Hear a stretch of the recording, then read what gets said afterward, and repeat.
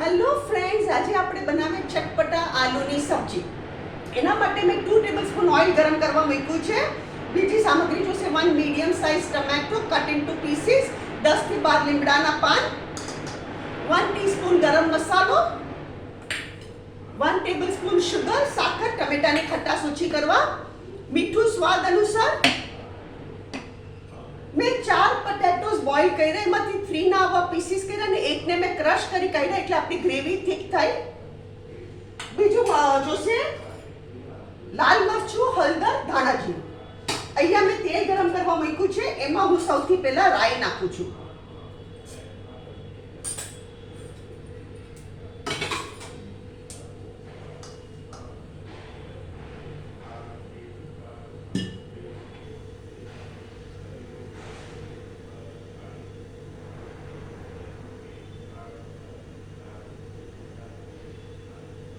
રાઈ ગરમ થાય, આપણે તડતર થાય ને એટલે એમાં આપણે લીમડાના પાન નાખી દઈએ.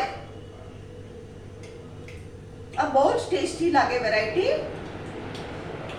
આપણે યુઝ્યુઅલી બટેકાનું રસાવાળું શાક તો ગુજરાતીઓ બનાવતા જ હોય છે. આ જરા ડિફરન્ટ છે.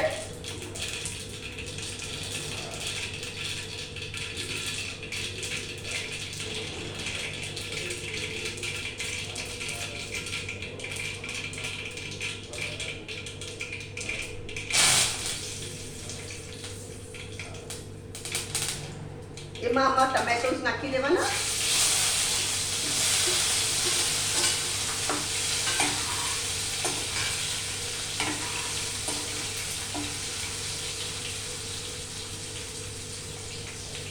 હવે આમાં હું સોલ્ટ નાખું છું. આપણે બટેકાના ભાગનું સોલ્ટ નાખી દઈએ અંદાજે.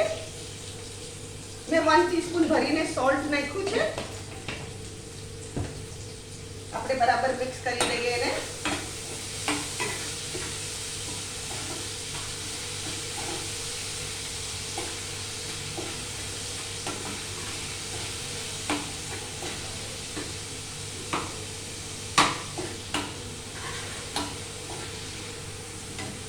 થોડો ફાસ્ટ ગેસ કરું છું.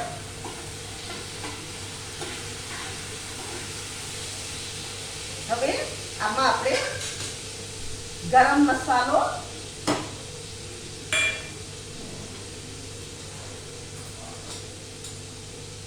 ધાણા જીરા પાવડર 1 અમારી નાની ચમચી, હલ્દી પાવડર અમારી નાની ચમચી, બહુ ભરીને નથી નાખી, લાલ મરચું અમારી નાની ચમચી અને શુગર આપણે બધું આમાં નાખી દઈએ અને એકવાર મિક્સ કરી દઈએ. જો કેવી સરસ આપણી પેસ્ટ થઈ ગઈ. ટમેટા એકદમ સોફ્ટ થઈ ગયા.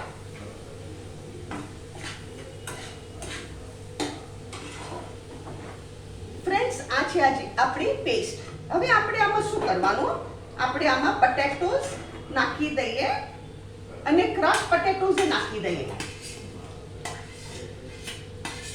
પોટેટોસ અને ક્રશ પોટેટોસ બધું નાખી દઈએ. એકવાર ઉપર નીચે કરીએ.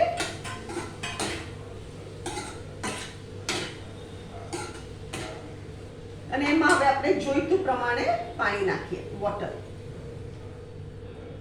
ઓવર નહીં ધબકાવવાનું. અહીંયા ગેસ ફાસ્ટ કર્યો છે મેં.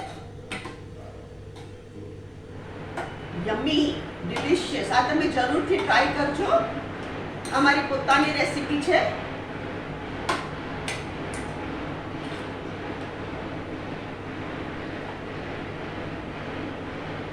થોડા પીસીસ સ્મોલ કરું છું પોટેટોસના.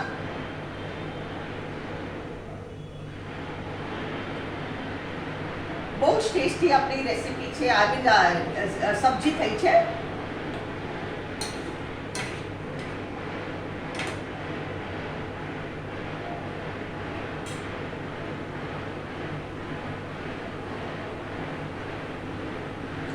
પૈડું એ ગ્રેવી ઘટ થશે.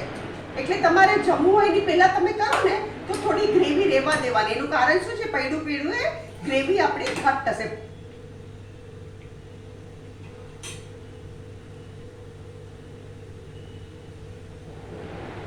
બસ અહીંયા હું હવે ગેસ બંધ કરું છું. ફ્રેન્ડ્સ, આ છે આજની આપણી રેસીપી ચટપટા આલુની સબ્જી. અગર તમને મારી આ વિડીયો પસંદ આવે તો કમેન્ટમાં જરૂરથી લખો. તમે બી બનાવો, ફેમિલી સાથે એન્જોય કરો અને મારી ચેનલને જરૂરથી સબસ્ક્રાઇબ કરો.